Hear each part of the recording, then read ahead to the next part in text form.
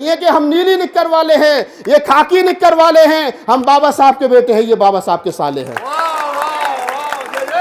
मैं मनुवाद का विरोध करूं, तुम उसकी पूरक हो जानी। तुम रामायण गीता पढ़ती जो मैंने बिल्कुल ना मानी। और संग तेरे देवी को पूजूं, और संग तेरे देवी को पूजूं, ये अपने बस का खेल नहीं।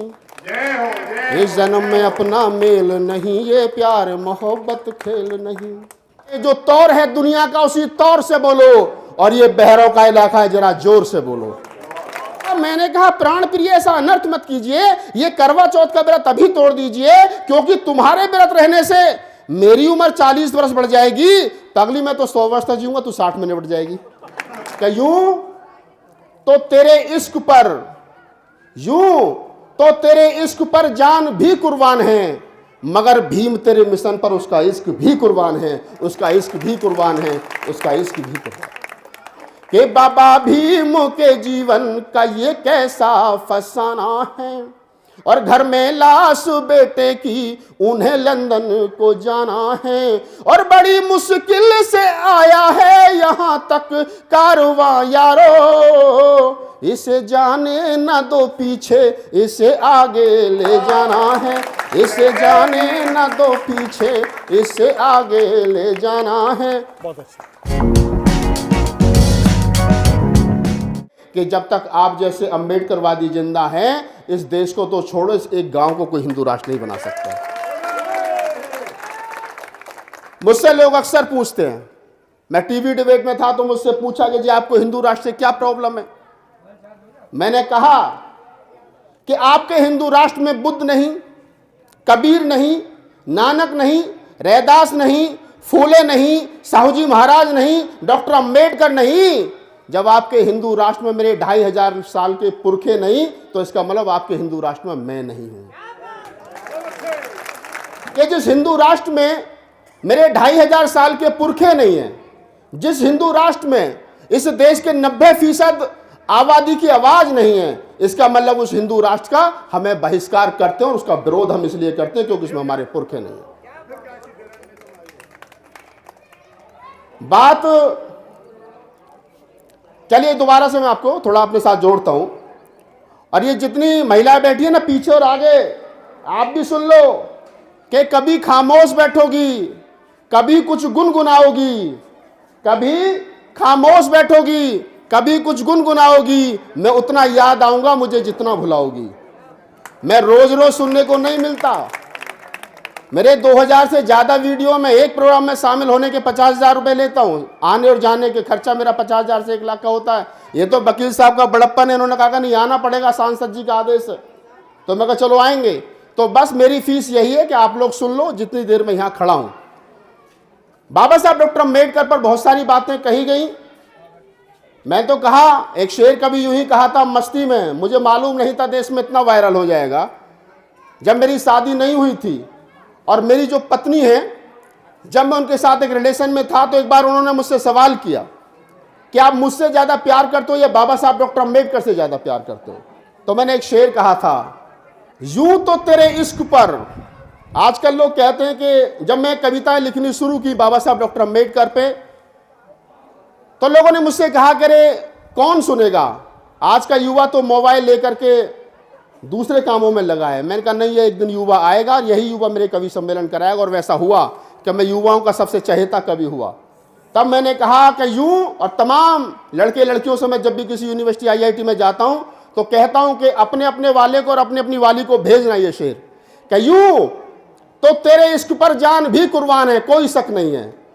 यूं तो तेरे इश्क पर जान भी कुर्बान है, मगर भीम तेरे मिशन पर उसका इश्क भी कुर्बान है, उसका इश्क भी कुर्बान है, उसका इश्क भी कुर्बान है। मैं कह रहा था कि हम अम्बेडकरवादी लोग हैं। या तो हम रिश्ता बनाते नहीं, और बनाते हैं तो फिर हटाते नहीं, मिटाते नहीं। क्यों? मैंने कहा था एक शेर के, ना झूठे रिश्ते रखते हैं, ना झूठे रिश्ते रखते हैं, ना झूठी शान रखते हैं, दीवाने भीम के हैं हम, अलग पहचान रखते हैं, अलग पहचान रखते हैं।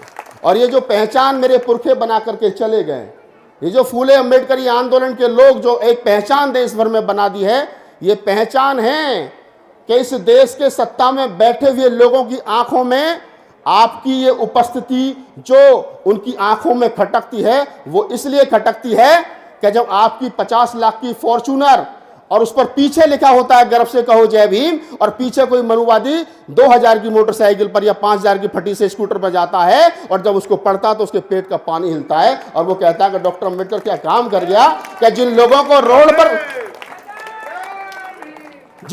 रोड पर चलने का अधिकार नहीं था, जिन लोगों के गले में हांडी लटकी रहती थी, जिनके पीछे झाड़ू बंधा रहता था, आज वो 50 लाख की फॉर्च्यूनर पर चल रहा है और मैं 2000 की साइकिल पर चल रहा हूं, तो वो डॉक्टर अम्बेडकर को 2000 गाली देता है।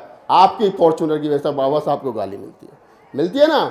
तो ये फॉर्च्यूनर को हेलीकॉप्टर में, हेलीकॉप्टर को हवाई जहाज में बदलना है, क्योंकि हम चाहते हैं कि जो लोग हमें घोड़ी पर चढ़ने से रोकते हैं, हमारे बच्चों की बारात हेलीकॉप्टर में निकले, ताकि ऐसे लोगों की कोई दृष्टि उन पर ना पड़े। मैं समझता हूं कि मुझे एक दो कविता आपको सुनानी चाहिए, आप मूड में आ गए थोड़ा सा। कि बाबा भीम के जीवन का ये कैसा फसाना है, संख्या भले ही कम हो, मैंने स्टार्टिंग में कहा कि शेरों की संख्या कम होती है, और जब शेरों में थोड़ी सी शेरनियां भी बैठी हो तो फिर अच्छा लगता है। एक बार इन बच्चों के लिए ताली बजाओ जो ये बैठे हैं। बेटा तुम ये कुर्सी शेयर क्यों कर रहे हो? ये तुमने क्या मायावती और अखिलेश यादव की तरह गठबंधन कर रखा? अलग अलग बैठो, चलो गठबंधन टूट गया, हटो यहाँ से।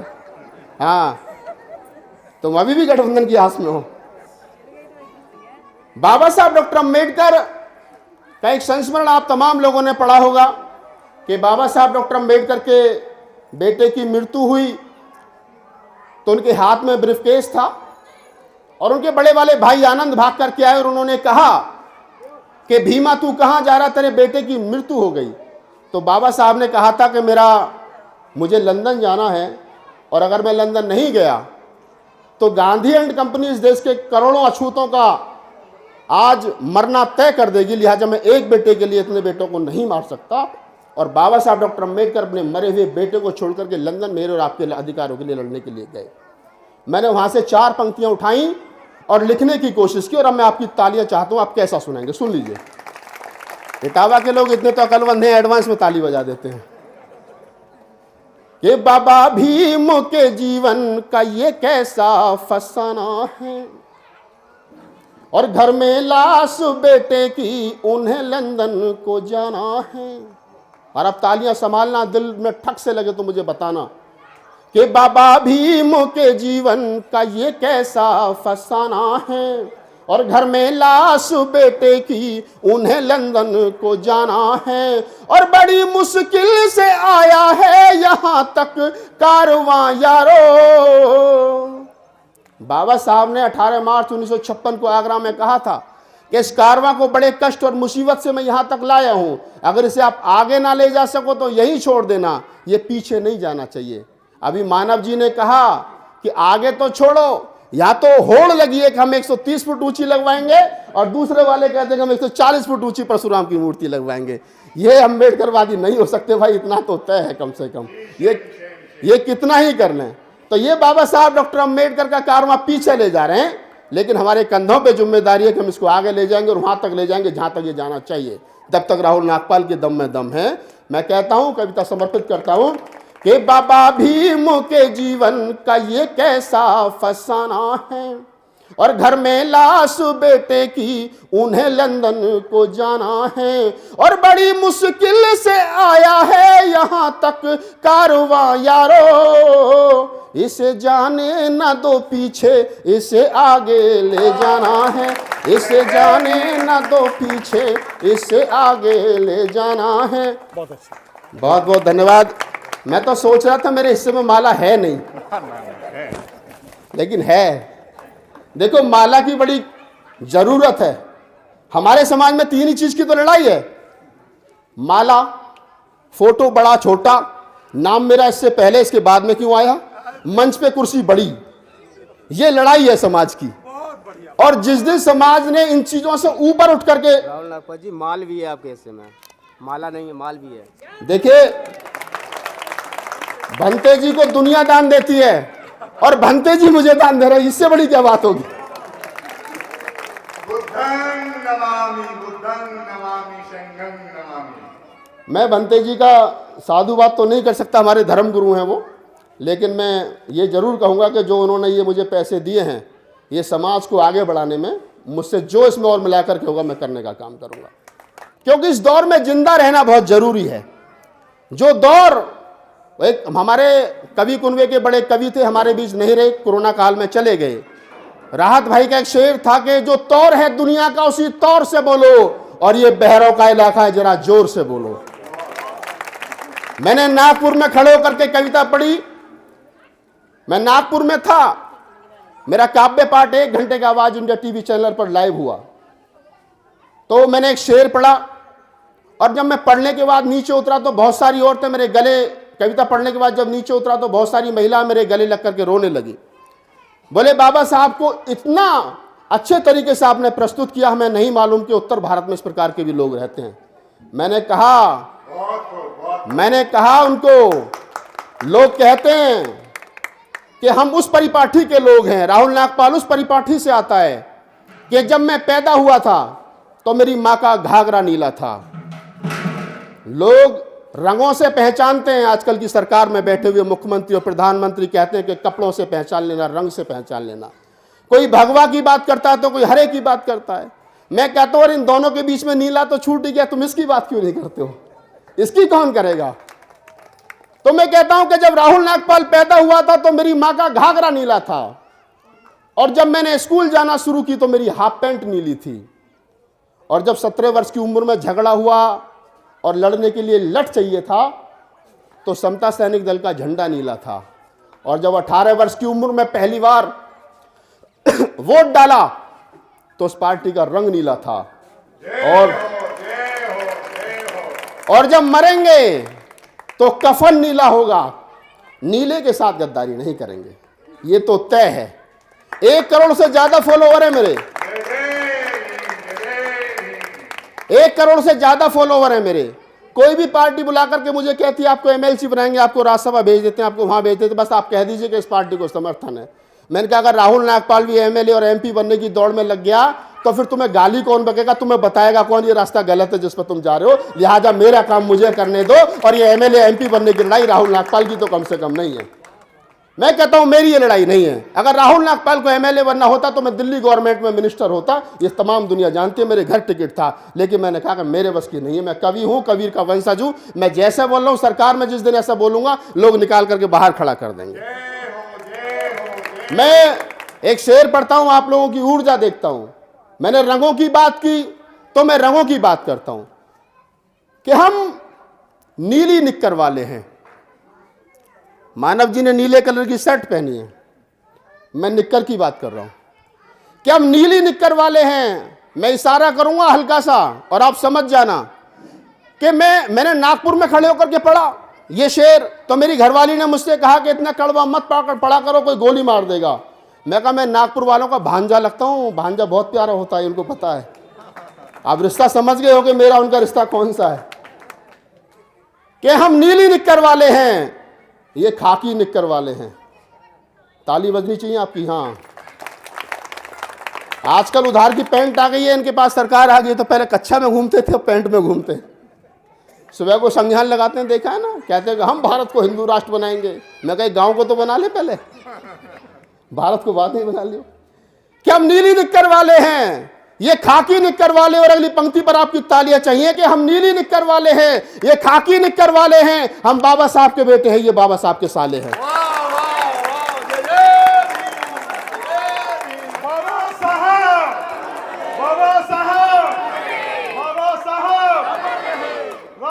राहुल नागपाल की विजय हो, राहुल नागपाल की।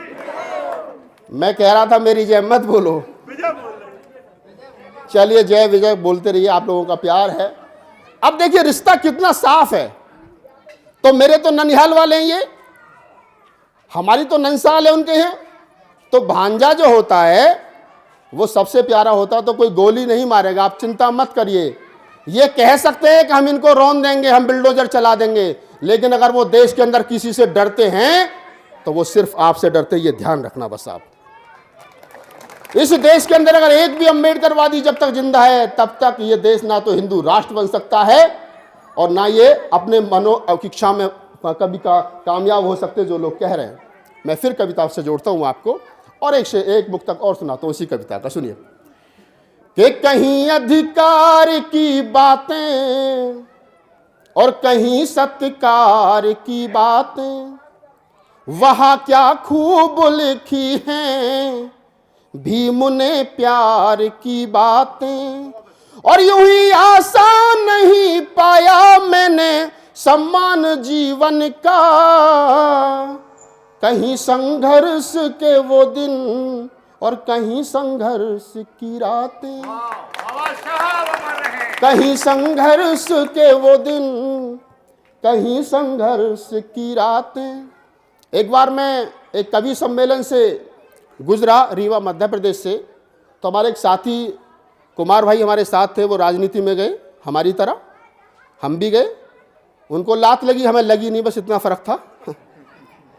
हम यहाँ खड़े होकर के कविता पढ़ रहे हैं, वो अपने अपने राम कर रहे हैं।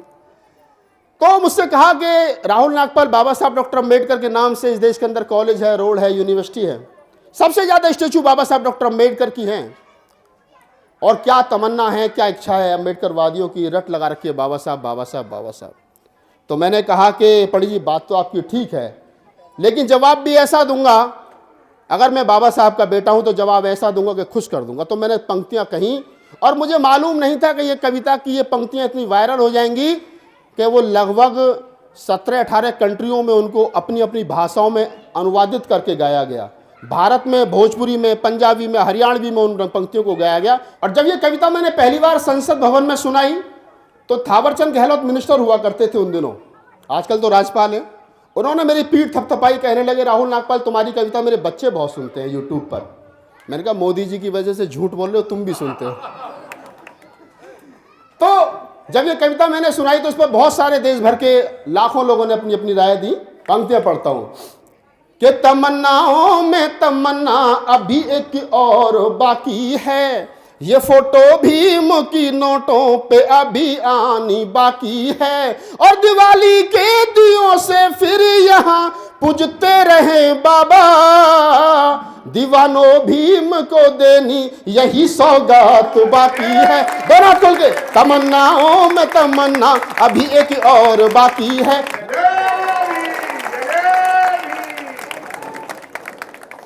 मैंने सदन में खड़े होकर के ये कविता पढ़ी तो माननीय मंत्री जी ने कहा, रामविलास पासवान जी ने मुझसे, कि देखो राहुल नागपाल 2000 के नोट तक तो महात्मा गांधी हैं, अब बताओ क्या करना है। मैंने कहा साहब छोटा आदमी छोटा नोट, महात्मा गांधी सिंपल 10वीं LLB थे, बाबा साहब विश्व के सबसे ज्यादा बुद्धिमान व्यक्ति, 5000 की नोट लाओ और बाबा साहब की फोटो छापो, समस्या का समाधान। मैंने करनाल में पढ़ी कविता, तो वहां एक हमारा साथी है, छोटा भाई है, जिसने गाना गाया था उधम सिंह का फैंसू छोरा में चमार का। परवीन वर्षी मुझसे लड़ने मरने को तैयार, बोले भैया तुमने ऐसे कैसे लिख दिया कि बाबा साहब की फोटो नोटों पर आएगी, और नोटों पर आई तो फिर ये मुन्नी के कोठों पर लुटाए जाएंगे, शीला की जवानी पर लुटाए जाएंगे, गानों पर लुटाए जाएंगे, बाबा साहब की बेइज्जती होगी। ना बात तो तेरी भी ठीक है, जवाब तो देना पड़ेगा। तो मैंने कहा कि अगर बाबा साहब की फोटो नोटों पर छपी और मुन्नी के कोठों पर, मुन्नी के गानों पर, मुन्नी के डांस पर लुटाई गई, जब मुन्नी नाचते नाचते थक जाएगी, नीचे बैठेगी, अपने घुंघरू खोलेगी और नीचे पड़ी हुई बाबा साहब के छपी नोट उठाएगी, तो आंखों में आंसू लेकर के इतना जरूर कहेगी कि हे नारी के मुक्तिदाता ने इतनी देर क्यों लगा दी, और उसके बाद मुन्नी कभी घुंघरू नहीं बांधेगी। उसके बाद मुन्नी कभी घुंघरू नहीं बांधेगी। उसके बाद मुन्नी इस देश में समानता के लिए काम करेगी, अपने बच्चों को पढ़ाएगी लिखाएगी और अम्बेडकरवादी बनाएगी। ये कम से कम हो सकता है। लोगों ने कहा कि अगर बाबा साहब की फोटो नोटों पर छपी तो क्या होगा। मैं कहा जो रात के अंधेरे में बाबा साहब की उंगली तोड़ करके भाग जाते हैं, चश्मा तोड़ करके भाग जाते हैं, ये कायर और बुज़दिल लोग जो बाबा साहब की मूर्ति से इतना डरते हैं, दिवाली के दिन पूजा रखेंगे, थाली में रख करके पूजा करेंगे, फिर मैं कहूँगा बेटा अब नोटों में आग लगाओ कितनी हो रहा है। इस देश के अंदर जो देश के मालिक हैं उनको कभी सम्मान नहीं दिया इस वर्णवादी व्यवस्था ने। 4 वर्णों में 6743 जातियों में मूल निवासियों को बांट करके रख दिया, हमारी परछाई से लोगों को घृणा थी, तो बाबा साहब ने कहा इस देश के अंदर कुछ चंट और चालाक लोग ये चाहते थे कि वोट का अधिकार उन लोगों को होना चाहिए जिनके पास में 25 बीघा जमीन या कम से कम जो इनकम टैक्स पेयर हैं उनको वोट का अधिकार होना चाहिए। लेकिन बाबा साहब डॉक्टर अम्बेडकर अड़े और बाबा साहब ने कहा कि नहीं, उस हर व्यक्ति को वोट का अधिकार होना चाहिए जिसकी उम्र 20 साल है। बाद में घटा करके 18 साल कर दी गई वो। तो बाबा साहब ने एक वोट वन वैल्यू ये की। आज आपको मालूम है कोई एमपी का चुनाव होता तो कोई चौधरी आता आपके यहाँ, चाचा वोट देना, आप में से तो बदबू आती थी। कोई विधायक का चुनाव होता है 1 साल बाद फिर कोई आता है कि कोई पंडित जी के चाचा वोट देना। कोई प्रधान का चुनाव होता है, पार्षद का चुनाव होता है, चेयरमैन का चुनाव होता है, कोई बीच में मर जाता है उपचुनाव होता है, तो कोई ना कोई हर साल आपके पैरों को छूने के लिए आता है। ये बाबा साहब की मेहरबानी है साहब, आपकी शकल पसंद नहीं थी जिन लोगों को, वो लोग आपके पैर पसंद करते हैं। मैंने 4 पंक्तियां यहीं से खींचने की कोशिश की और आपको देता हूं कि बाबा भीम की कलम से ये कमाल हो गया। क्या कमाल हुआ बाबा साहब की कलम से कि बाबा भीम की कलम से ये कमाल हो गया, और यहां राजा था जो कल तक वही कंगाल हो गया। बजाओ ताली, पिटर पिटर मत करो। ये कहते थे राजकुमार पैदा हुए, मैं कहा बेटा ना तो वहां भी गधा पैदा हुए, यहां भी गधा पैदा हुए, कहीं राजकुमार पैदा नहीं होते। वो जमाना खत्म हो गया जब राजकुमारी की कोख से राजकुमार और राजकुमारों से राजा पैदा होते थे। अब मतपेटी से राजा पैदा होते। ये बाबा साहब डॉक्टर अम्बेडकर और मान्यवर साहब काशीराम ने हमको सिखाया कि बाबा भीम की कलम से ये कमाल हो गया, और यहां राजा था जो कल तक वही कंगाल हो गया, और नहीं जन्मेंगे अब राजा यहां रानी की कोख से, कि राहुल वोट का तेरी उन्हें मलाल हो गया, कि राहुल वोट का तेरी उन्हें मलाल हो गया। आपने बहुत अच्छे और बहुत बढ़िया तरीके से आप लोग सुन रहे हैं। मैं और 1-2 कविता आपको सुनाता हूँ। महिलाएं बैठी हैं, मैं इनसे बात कर लेता हूँ थोड़ी सी। अच्छा, पीछे भी कुछ महिलाएं बैठी हैं। ये पीछे वाली महिलाएं मुझे बताएं करवा चौथ का व्रत कितनी रखती, तरह बताएंगे हाथ खड़े करके, बताओ। सब रखती हैं, सब हंस रही हैं पीछे। अच्छा तुम बताओ रखती हो? अच्छा हाथ खड़े करो। नहीं रखती? वो रखती हो, पीछे वाली रखती है, ठीक है। आदमी भी रखता है कोई करवा चौथ का व्रत? आदमी नहीं रखते, सिर्फ औरतें रखती हैं। क्यों रखती हैं? क्या पति की उम्र लंबी होगी? अच्छा मैं समझ नहीं पाया, गाय के व्रत रहने से झोटे की उम्र लंबी कैसे हो जाती है? गाय के चारा छोड़ देने से सांड की उम्र लंबी कैसे हो जाती है? मैं आज तक ये विज्ञान नहीं समझ पाया। अब एक कविता मैंने कभी लिखी थी मस्ती में, करवा चौथ स्पेशल। मुझे मालूम नहीं थी देश में इतनी हिट हो जाएगी वो। तो मैं वो कविता सोच रहा हूँ कि मातृशक्ति यहाँ बैठी है और ये कुछ हमारी अनमेरिड बच्चियाँ भी बैठी हैं। मैं घर के सामने कई बार खड़ा होता हूँ तो लड़कियाँ 18 साल की, 17 साल की, 20 साल की लड़कियाँ, बालों में से पानी बह रहा है, पीछे सारे कपड़े गीले, पैरों में चप्पल नहीं, हाथ में थाली, और जा रही है, धुंध हो रही है, कोहरा हो रहा है मंदिर। मैं कई बार पकड़ लेता हूँ, कई बार तो मुझे देख के बच्चे भग जाते हैं कि भैया खड़े हैं, पता नहीं क्या पूछ ले। मैं कई बार पकड़ लेता हूँ, मैं लाली सुन क्या, मैं कहाँ जा रही है? क्या जी वो सोमवार है, सावन का पहला सोमवार है, इससे क्या होगा? क्या जी वो अच्छा पति मिलेगा, अच्छा पति मिलेगा 16 सोमवार व्रत रहने से। यही बात है ना। मांगने कहां जा रही हो सोचो जरा, किससे मांगने जा रही हो? भोले से। तो आप 16 सोमवार व्रत रहो, 32 सोमवार व्रत रहो, 64 सोमवार व्रत रहो, और भोले की कंपनी में जो सबसे बढ़िया पति होता है वो आपको देता है कि बेटा तू 32 सोमवार व्रती रही है, ये ले जा। कैसा बढ़िया? बढ़िया भांग पीने वाला, बढ़िया दारू पीने वाला, बढ़िया अय्याशी करने वाला। और शादी के बाद जब वो पीटता है तो फिर कहती है कि मारे, मैं कहता तैनी तो मांगा था। भोले की कंपनी में वैसे ही बनते हैं जैसा वो खुद है वैसा तुझे दे दिया। गलती यही हो रही है बेटा। हम दारू की दुकान पे देसी घी मांगने जा रहे हैं। देसी की दुकान पे देसी घी मिलेगा, दारू की दुकान पे दारू मिलेगी, इतना तय कर लो। अगर अच्छा पति चाहिए कोट पैंट टाई वाला पढ़ा लिखा तो बाबा साहब डॉक्टर अम्बेडकर के पास जाओ, उन्हें पढ़ो लिखो तब अच्छा पति मिलेगा। बाबा साहब अमर रहे, अमर रहे, अमर। तो ये तो काम करना पड़ेगा आपको। अब मैं कविता आपको सुना देता हूं, करवा चौथ स्पेशल। सुनिए। पत्नी बोली करवा चौथ पर एक साड़ी दिलवाओ। कविता बिल्कुल सिंपल भाषा में सुने आप, महिलाएं सुने और पुरुष बेचारे पीड़ित हैं करवा चौथ से तो वो भी सुन लें। 1 महीने पहले तैयारी शुरू हो जाती है साहब। पड़ोसन 4000 की लाई है, मैं 5 की लाऊंगी। उसके बिछुए भी नए, सैंडल भी नए हैं और ब्लाउज तो बिल्कुल मैचिंग का होना चाहिए।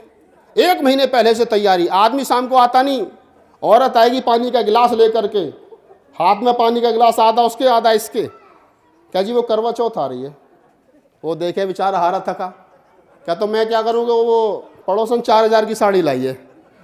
समस्या शुरू। अब समाधान ढूंढो। तो मैंने समाधान ढूंढने की कोशिश की। सुनिए कि पत्नी बोली करवा चौथ पर एक साड़ी दिलवाओ, तो हमने कहा करवा चौथ के फायदे बतलाओ। कि पत्नी बोली करवा चौथ पर एक साड़ी दिलवाओ, तो हमने कहा करवा चौथ के फायदे बतलाओ। तो पत्नी बोली उमर पिया एक व्रत में 1 बरस बढ़ जाएगी और मौत तुम्हारे कभी नहीं नजदीक आएगी। उसे तो साड़ी चाहिए थी तो उसने भी लंबी सी हाँक दी। अच्छा मैं तो पढ़ा लिखा था, मैंने हिसाब लगाया कि भारत में पति पत्नी का दाम्पत्य जीवन लगभग औसत 40 साल का है। अगर पत्नी लगातार 40 साल तक बढ़ती रही तो आदमी की तो पक्का 40 साल बढ़ गई और औरत की 40 साल कम हो गई। अब कविता सुनो यहां से कि पत्नी बोली करवा चौथ पर एक साड़ी दिलवाओ, तो हमने कहा करवा चौथ के फायदे बतलाओ। तो पत्नी बोली उमर पिया एक व्रत में 1 बरस बढ़ जाएगी, मौत तुम्हारे कभी नहीं नजदीक आएगी। तो मैंने कहा प्राण प्रिय ऐसा अनर्थ मत कीजिए, ये करवा चौथ का व्रत अभी तोड़ दीजिए। तो मैंने कहा प्राण प्रिय ऐसा अनर्थ मत कीजिए, ये करवा चौथ का व्रत अभी तोड़ दीजिए, क्योंकि तुम्हारे व्रत रहने से मेरी उम्र 40 वर्ष बढ़ जाएगी। पगली मैं तो 100 वर्ष तक जीऊंगा, तू 60 में निपट जाएगी। पगली मैं तो 100 वर्ष तक जीऊंगा, तू 60 में निपट जाएगी। वो 40 वर्ष मैं किसके सहारे जीऊंगा, किसके हाथ की चाय और कॉफी पीऊंगा। बजाओ ताली। वो 40 वर्ष मैं किसके सहारे जीऊंगा, किसके हाथ की चाय और कॉफी पीऊंगा। चाय की चाहत जब मुझे भाभी के घर तक ले जाएगी तो भाभी फिर मुझे रुड़वा कहकर के चिढ़ाएगी। चाय की चाहत जब मुझे भाभी के घर तक ले जाएगी तो भाभी फिर मुझे रुड़वा कहकर के चिढ़ाएगी। ऐसे तानों को मैं कैसे सह पाऊंगा, ज्यादा कुछ कहूंगा तो भतीजों से पिट जाऊंगा। ऐसे तानों को मैं कैसे सह पाऊंगा, ज्यादा कुछ कहूंगा तो भतीजों से पिट जाऊंगा। मेरा एक काम कीजिए, पहले मेरे 40 वर्षों का इंतजाम कीजिए। मेरा एक काम कीजिए, पहले मेरे 40 वर्ष। ये हंसता बहुत है अरुण हमारा। क्या मेरा एक काम कीजिए, पहले मेरे 40 वर्षों का इंतजाम कीजिए, और ऐसा नहीं कर सकती हो तो छोड़ दीजिए, और ये करवा चौथ का व्रत अभी तोड़ दीजिए, अभी तोड़ दीजिए, अभी तोड़ दीजिए। अब तो नहीं रखोगी करवा चौथ के व्रत, नहीं तो तुम तो निकल जाओगी, वो दूसरी ले आएगा, वो बैठा है इंतजार में। तो बातें और भी बहुत सारी हो सकती हैं। एक छोटी छोटी रचना मैं सोच रहा हूं कि आपको सुनाता चलूं। मेरे पास अभी 20-15 मिनट और हैं, आपसे बातचीत कर लूं। एक बार मैंने एक विचार किया, आप लोग बहुत हंस लिए, मैं आपको थोड़ा सा दूसरे रूप में लेकर चलता हूं। एक बार क्या हुआ कि बाबा साहब डॉक्टर अम्बेडकर, एक रचना में और इसी रंग में आपको सुना देता हूं। काफी दिन से मैंने भी नहीं सुनाई और आप इस मूड में भी हैं कि सुन लेंगे। अक्सर एक समाज में आजकल नया ट्रेंड चला है, इंटरकास्ट मैरिज। और इसमें क्या होता है कि लड़का किसी जाति का, लड़की किसी जाति की शादी कर ली, और जो करता है ना तो वो कहता है बाबा साहब डॉक्टर अम्बेडकर ने कहा था कि अंतर जातीय विवाह करना। बाबा साहब ने और क्या कहा था उसे पता नहीं, लेकिन ये बात जरूर पता क्योंकि उसके काम किए। जिस शेड्यूल कास्ट के आदमी की लड़की 4 अरब ढंग के पड़ जाती है उसे बिरादरी में लड़का नहीं मिलता, और जिसका लड़का 4 अरब ढंग के पड़ जाता, IAS PCS बन जाता, उसे बिरादरी में लड़की नहीं मिलती। और जब दूसरी लड़की हमारे घर में आती है तो अकेली नहीं आती है, वो 33 करोड़ देवता लाती है, घर में आते ही मंदिर बनता है एक कोने में, और हमारी हिम्मत नहीं कि हम उसका विरोध कर दें। और जब हमारी लड़की उनके घर में जाती है तो शादी के अगले दिन ही वो वैष्णो देवी जाती है, यानी हम इधर भी खत्म हो जाते हैं और हम उधर भी खत्म हो जाते हैं। बाबा साहब डॉक्टर अम्बेडकर ने कहा था कि अंतरजातीय विवाह करना, लेकिन अंतर धर्म विवाह मत करना। मैं कहता हूं कि मैं बुद्धिस्ट हूं, अम्बेडकरवादी हूं, तो मेरी जिम्मेदारी बनती है कि मैं जाति ना देखूं, सिर्फ बुद्धिस्ट देखूं, वो बुद्धिस्ट है या नहीं है। मेरी जाति ये है कि जो आदमी बाबा साहब डॉक्टर अम्बेडकर की 22 प्रतिज्ञा और बुद्ध के 5 सील मानता हो वो मेरी जाति का है, और जो कावड़ लेने जाता हो मेरा सगा भाई वो मेरी जाति का नहीं है। तो पैमाना ये होना चाहिए, अंतर जातीय विवाह का पैमाना वो नहीं होना चाहिए कि आई हैं और 33 करोड़ देवता भी लाई हैं। तो मैं एक रचना आपको इसी से संबंधित सुना देता हूं। कभी मैंने ऐसे ही लिखी थी और मुझे मालूम भी नहीं था कि लोग इस कदर इसको पसंद भी करेंगे। तो पति पत्नी का ये वार्तालाप है और आप इसको सुने। शादी से पहले जब आदमी प्यार में होता है तो वो किस तरीके के सवाल करता है। प्रेमी और प्रेमिका की बातचीत है, आप सुने इसको। कि इस जन्म में अपना मेल नहीं, ये प्यार मोहब्बत खेल नहीं। लड़कियां सुनो ध्यान से, चक्कर में मत पड़ जाना कहीं। इस जन्म में अपना मेल नहीं, ये प्यार मोहब्बत खेल नहीं। इस जन्म में अपना मेल नहीं, ये प्यार मोहब्बत खेल नहीं। लड़का क्या कहता सुनिए। मैं मनुवाद का विरोध करूं, तुम उसकी पूरक हो जानी। कैसे बात बन जाएगी दोनों में आपस में। मैं मनुवाद का विरोध करूं, तुम उसकी पूरक हो जानी। तुम रामायण गीता पढ़ती जो मैंने बिल्कुल ना मानी। ताली बजाओ। मैं मनुवाद का विरोध करूं, तुम उसकी पूरक हो जानी। तुम रामायण गीता पढ़ती जो मैंने बिल्कुल ना मानी। और संग तेरे देवी को पूजूं, और संग तेरे देवी को पूजूं, ये अपने बस का खेल नहीं। इस जन्म में अपना मेल नहीं, ये प्यार मोहब्बत खेल नहीं। इस जन्म में अपना मेल नहीं, ये प्यार मोहब्बत खेल नहीं। और सुनिए और क्या कहता है लड़का। मैं मूल निवासी भारत का, तुम वंशज देश लुटेरों की। मैं मूल निवासी भारत का, तुम वंशज देश लुटेरों की। मैं रहूं बुद्ध की शरण सदा, तुम बात करोगी फेरों की। ये देखा है मैंने काम। एक रात में 2-2 बार शादी, पहले बौद्ध धर्म से फिर हिंदू धर्म से। मैंने कहा आपका कोर्ट मैरिज और करवा दे, बिल्कुल पक्की हो जाएगी। मैं मूल निवासी भारत का, तुम वंशज देश लुटेरों की। मैं रहूं बुद्ध की शरण सदा, तुम बात करोगी फेरों की। मैं रहूं बुद्ध की शरण सदा, तुम बात करोगी फोरों की। और जो बुद्ध शरण ना जाती हो, मैं तो बैठूं ऐसी रेल नहीं। इस जन्म में अपना मेल नहीं, ये प्यार मोहब्बत खेल नहीं। इस जन्म में अपना मेल नहीं, ये प्यार मोहब्बत खेल नहीं। अब शादी होने के बाद में क्या स्थिति होती है वो सुन लो। ये तो थी पहली, जब तक प्यार मोहब्बत चल रहा तब शादी होगी कि नहीं जैसा तुम कहोगे वैसा करूंगी। अब शादी होने के बाद क्या होता सुन लो। मैं राम कृष्ण का विरोध करूं, वो उन्हें पूजन को जाती है। चल नहीं पाती शादी के बाद, क्यों घर चलाना है। कहते हैं ना लोग कि साहब वो पत्नी नहीं मानती।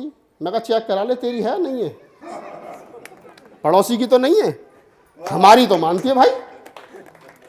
बच्चे नहीं मानते, डीएनए चेक करा। मेरे घर में रहे, मेरी खाएं, मेरी नहीं मानेंगे, घर के से बाहर नहीं निकाल दूंगा। तो चेक करा लो भाई। जितने लोग ये कहते हैं ना पत्नी और बच्चे नहीं मानते, इनका सबका डीएनए चेक कराओ, गड़बड़ है कहीं ना कहीं, कुछ ना कुछ। क्या कहता है बेचारा पति। मैं राम कृष्ण का विरोध करूं, वो उन्हें पूजन को जाती है। और जय भीम करूं मैं अगर किसी से मुझको आंख दिखाती है। ताली में मजा नहीं आ रहा आपकी में। मैं राम कृष्ण का विरोध करूं, वो उन्हें पूजन को जाती है। और जय भीम करूं मैं अगर किसी को मुझको आंख दिखाती है। और अगली पंक्ति पे मजा आ जाए तो मुझे बताना। और देवी दुर्गा को घी असली, नवरात्रे चल रहे हैं अभी, कल परसों खत्म हुए हैं। क्या देवी दुर्गा को घी असली, मेरी सब्जी में तेल नहीं। इस जन्म में अपना मेल नहीं, ये प्यार मोहब्बत खेल नहीं।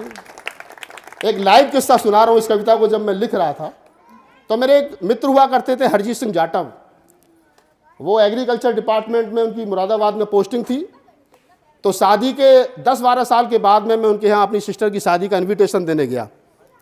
तो मुझे मालूम नहीं थी इन्होंने इंटरकास्ट मैरिज की है, मिश्रा नहीं है घर में। तो मैं बेल बजाई तो सुरजीत जी जब आए नहीं थे ऑफिस से, तो बेटा आया निकला हुआ, निकल के बाहर बोला हाँ जी किससे मिलना है। मैं कहा बेटा तुम्हारा क्या नाम है? कहा ये। मैं कहा पापा जी है? कि पापा इस तो नहीं आए। उन्होंने फ़ोन करा कि हाँ खोल दो, रूम खोल दो, बिठा लो। तो मुझे बिठा लिया। अब वो बच्चा घूमता फिरता आया, पानी का गिलास हाथ में लेकर के मैंने पानी पिया। तो मैंने उससे पूछा भी नाम क्या तेरा? कहा अवधेश कुमार मिश्रा। मैं कह रहा तेरा बाप तो जाटव था, तू मिश्रा कैसे हो गया? लाइव किस्सा बता रहा हूँ मैं आपको। मैं कहा तेरा बाप तो जाटव था, तू मिश्रा कैसे हो गया? कि वो अंकल जी अंदर की बात है। मैं कहा बेटा चाचा हूं तेरा, बता दे। मुझे नहीं बताएगा तो किसको बताएगा? अब उसने बताया कि वो मेरी मम्मी मिश्रा है। मतलब हमारे यहाँ कहते थे ना पश्चिम में, पिता से हुई डैड, डैड से हुई डैडी, और डैडी से फिर खत्म कहानी, डैडी हो गई। मतलब जीते जी सरनेम भी गया, औलाद भी गई, संपत्ति तनख्वाह सब गया, और कब्जा उनका है। तो यहाँ से ये अंतिम पंक्ति इस कविता की सुने कि मैं जाटव मेरे बच्चे मिश्रा, मैं जाटव मेरे बच्चे मिश्रा, यूं असर हुआ घरवाली का। कि मैं जाटव मेरे बच्चे मिश्रा, यूं असर हुआ घरवाली का, और सास मेरी मुझे गाली दे, सहयोग मिला ना साली का। कि मैं जाटव मेरे बच्चे मिश्रा, यूं असर हुआ घरवाली का, और सास मेरी मुझे गाली दे, सहयोग मिला ना साली का। और नागपाल इस नागवंश को, कि नागपाल इस नागवंश को, इससे बढ़कर जेल नहीं। इस जन्म में अपना मेल नहीं, ये प्यार मोहब्बत खेल नहीं। इस जन्म में अपना मेल नहीं, ये प्यार मोहब्बत खेल नहीं। इस जन्म में अपना मेल नहीं, ये प्यार मोहब्बत खेल नहीं। एक अंतिम रचना मैं आपको सुना रहा हूँ क्योंकि मेरा टाइम जो है वो हो रहा है। और बस ये कविता कभी मैंने यूं ही लिखी थी, और जो मैंने भी कहा कि हाथ में पूजा की थाली लेकर के जो लोग जा रहे हैं, तो मैंने उनसे सवाल किया कि आप ये जो जा रहे हो इसका क्या मतलब है। तो वो बस एक छोटी सी रचना मैं आपको और सुना देता हूँ कि हाथ में पूजा की थाली लेके मंदिर जा रहे हो। सवाल खड़ा करता हूँ तमाम लोगों से जो बाबा साहब की मंचों पर जय भीम और नमो बुद्धाय के नारे लगाते हो, घर में चिड़ियाघर बना रखा है। मैं चिड़ियाघर कहता हूँ तो लोगों को नाराज़गी हो जाती है, भाई साहब आपने चिड़ियाघर कह दिया। तो मैं कहा तेरे घर में लड़की हो जाए जिसके 4 हाथ हो तो क्या रखेगा, भगाएगा, क्या करेगा?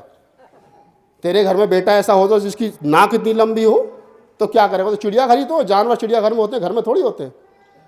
तो एक कविता पढ़ता हूँ कि हाथ में पूजा की थाली लेके मंदिर जा रहे हो, मुझको तो इतना बता दो इन मंदिरों ने क्या दिया है। जय हो, जय हो, जय हो। और पत्थरों को पूजने की क्या जरूरत पड़ गई है।